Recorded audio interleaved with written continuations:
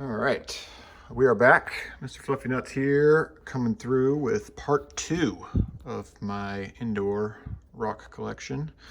These again are my prize feature. We just finished number 1, so if you didn't catch that, scroll down and find that somewhere, however you do that.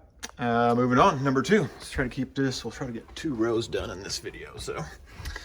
All right, we'll start left. Some more coral quartz. This one is a little cleaner than the bottom ones. So it's moved up a shelf. There's not really an order to my shelf. I kind of like some of them on each shelf better than others, but that one's got some really cool lines in it.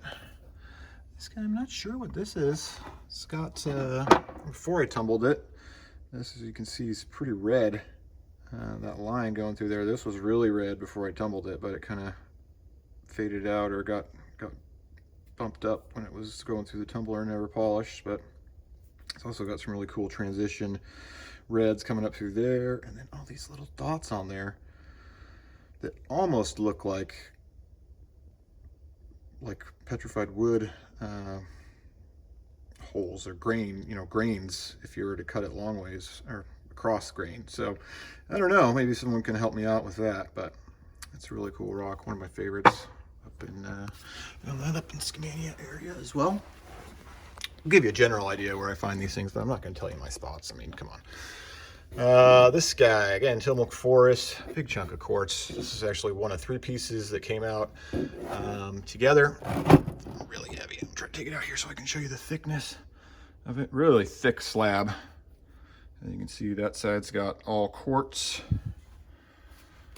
and this side's got a little something coming through there. Like I said, this is one of 3 pieces. They all fit together to kind of make a long tube. I imagine we're somewhat connected to that guy as part of a kind of bubble process. As I understand that's how this kind of things form. So we just got some more quartz, really nice tops on all these, which is surprising considering they came out of a quarry and they blasted a lot with dynamite.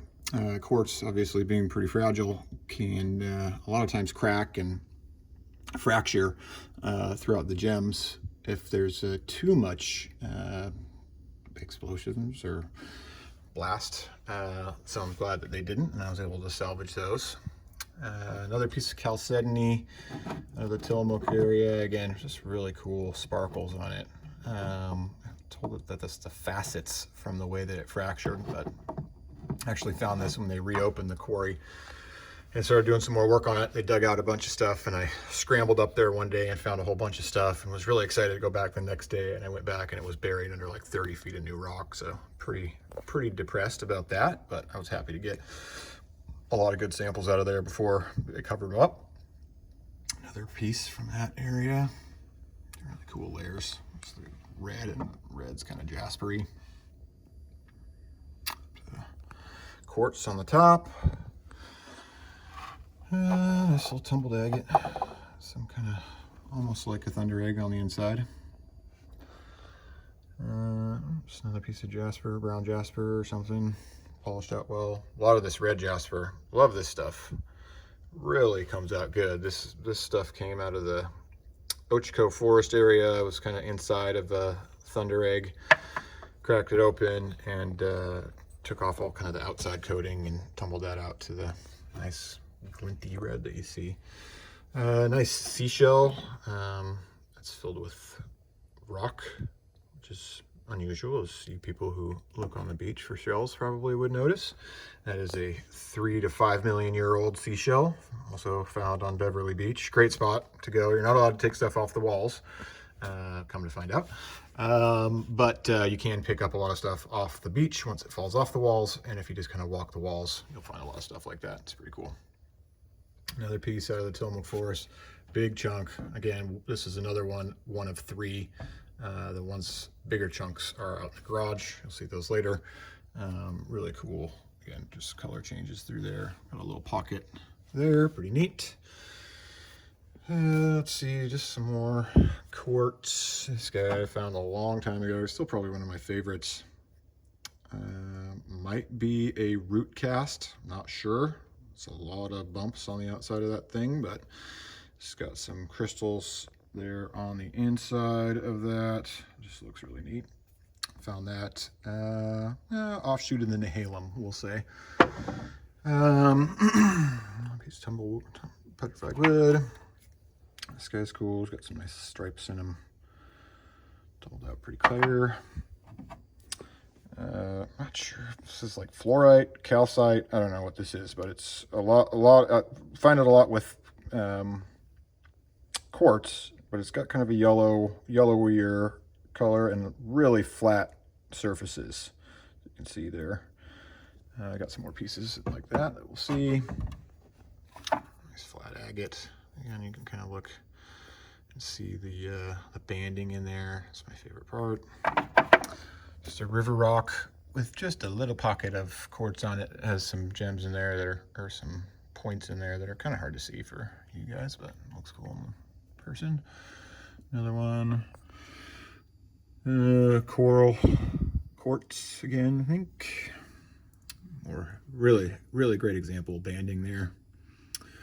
And then if you watch the first video, the biggest agate I found, this was the agate that I found on my way to go find the other biggest agate that I found. Not that great on the back side, but the inside, I forget what they call that, but you can see that rippling. So this would eventually have filled in over another 1 or 2 years and made this thing solid, but it kept that little pocket. And I looked forever to try to find the rest of this thing because I know it was kind of like a bubble like that guy. And ended up forming, but obviously I don't know where it came from and how long it took to get to the spot that I found it, but finding the other pieces of it in that immediate area seemed pretty slim, but nonetheless I gave it a good effort. Didn't come up with anything, but all right, third row, last row. Some nice jasper. Tried to tumble that guy. I didn't really tumble out very well, but it has some really cool colors in it. Got some other stuff like that outside in the garage that you'll see later. Just picked these up because they were kind of round. Had some cool patterns to them. Here's some of this green stuff on these agates. I don't know what that is, but I like the look of it. Looks kind of cool. That guy's almost got, like, you can see through him. Kind of. I see that kind of right in there. Yep, little speckly guy. Lots of colors. Lots of colors on that one. Really nice petrified piece of petrified wood. I'm 99% certain that this is petrified wood because this looks more like petrified wood than any of the other stuff I found based on what I've seen. I really like that kind of whitish, opalish color right there. But I'm sure that would tumble out really nicely, but I don't dare put it in my tumbler because I don't want to ruin it or fracture it or anything like that. So I'm just gonna keep it. I'm really happy with it. These are 2 pieces that I actually broke apart and then tumbled so that you can kind of see what they look like after tumbling. So red jasper. Took me a couple cycles to get this guy to come out just as polished as he is now. You can still see some of the edges are pretty rough. Jasper's really tough material to tumble. Just kind of chips and fractures and is easy to rough up, but it's also really easy to polish. So some more of that chalcedony. This is like 5 pieces that I've glued together. You can kind of see one of the fracture lines there. Don't know if that was the best choice, but I did it, and now I have one big piece. So if I tumbled some of it and it worked out really well, then I would probably break that up. But like I said, I haven't had much luck tumbling it, so I kind of like it in its raw stage better. Another piece of potential petrified wood or wood cast or something. Again, it feels more like sandstone, but it's got such great wood attributes to it. It's hard to believe that it's not actually wood, but who knows. I was told on Reddit that this is a petrified wood root, and you can see those little dots in there like I was mentioning one of the pieces below. I think that's like veins of sorts for the root to kind of transfer nutrients and liquid up to the tree. So at least that's what I was told on Reddit. So I trust those guys a lot more than I trust myself, so I believe them. couple more pieces of petrified wood. I don't know why that one was flipped over that one. I like that side much better. Yeah, I got a lot of petrified wood. Again, most of it from the Columbia, or Willamette, sorry. This one turned out pretty good. Actually got a really nice polish on it. Must be jasperized wood. Some cool layers in this pillow agate.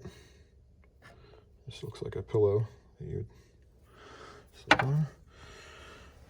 These are sunstones. I found out these, I'll tell you where I found these, are right out, oh shoot, I can't remember the name. It's right by the sunstone area, the public area. You can also go to a place and pay, and they'll give you a bucket of rocks or dirt and sift it through for you, and you can just pick out the stuff when it's on the conveyor belt. So that's what we did, and that was worth it and fun. Great activity for the kids, not a lot of work. Really hot out there, so Spectrum Mines, that's what it's called. You can Google it.